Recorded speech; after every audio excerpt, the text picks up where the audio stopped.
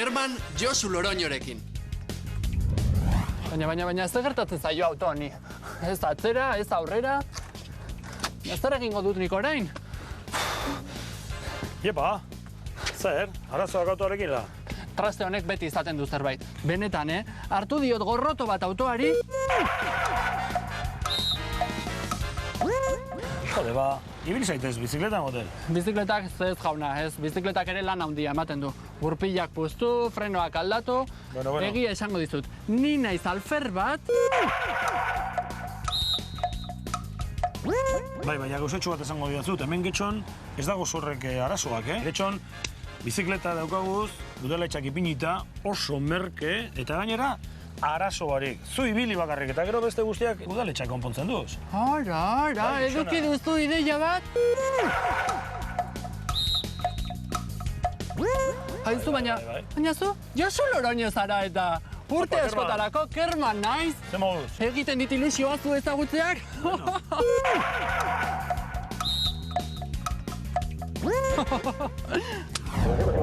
Eduki duzu ideia bat, edota egiten dit ilusio bat, esaldiak ez dira oso egokiak. Harrituta gaudenean, aurreko esaldien tokian honako hauek erabil ditzakegu. Haze nolako ideia eduki duzun. Sekulako ilusioa egiten dit. Bueno, Josu, etortzen zara nirekin bizikleta hartzen laguntzera? Laguntzen didazu? zena ez duzu lagunduko ba? Mazen?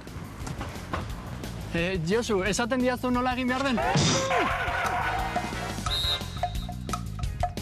Ni traste hauekin ez naiz oso trebea eta presakan nabil. Bilera daukat. Ba oso erreza da, begira, bi posibilitate daukazuz. Bat, urte guztirako, horretarako olako txartel bat atera behar da, getxo bizi, edo egun baterako ere bai.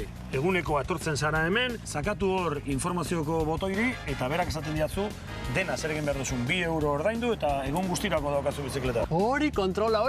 Egunero hartzen duzu bizikleta? Bueno, getxoko udaleko zinegotzeanaz, komunikazioko zinegotzea eta kontrola eukin behar, apurtxo bat behintzat, ez?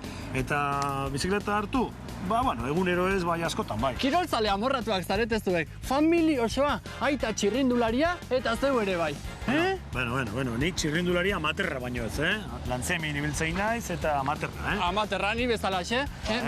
Joaten gara kirolporturaino elkarrekin? Gustora lagunduko diatzut. Venga, emango diatzut bizikleta, hartungo diatzut. Hartuko, bai.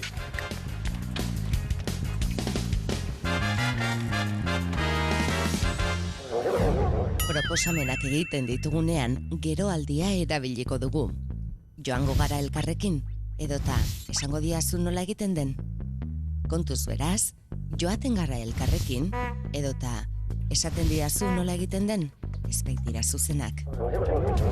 Josu, joango algara inoiz elkarrekin atletiken partida bat ikustera. Zelan ez, gure duzunean, zelan ez. Benetan, Bai, sekulako posta hartuko duten nire kuadrillakoek. Maitasuna handia diogu atletiki. Bueno, atletik klub handi bada eta normala da maitasuna aukitea, holako talde batei.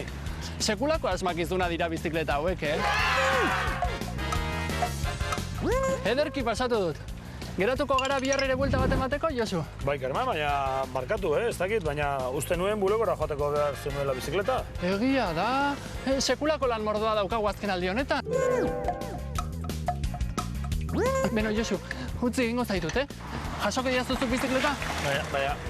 Baina, Kerman, a ver. Josu, sekulako presa daukat, ni kotxean joango naiz. Agur, Josu, agur, gero arte. Bueno, baina, ez dut ulertzen ezer, baina autoa ez daukan ondatuta, tipo honi.